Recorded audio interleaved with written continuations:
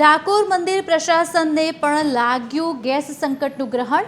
LPG ગેસની અછતના કારણે ભોજન પ્રસાદી વિતરણ બંધ। શનિ અને રવિવારના રોજ 2000 કરતાં વધુ ભક્તો પ્રસાદી લેતા હતા। અન્ય દિવસોમાં 1000 ભક્તો પણ પ્રસાદીનો લાભ લેતા હતા। ભોજનશાળા બંધ થવાના કારણે ભક્તો પણ નિરાશ જોવા મળી રહ્યા છે।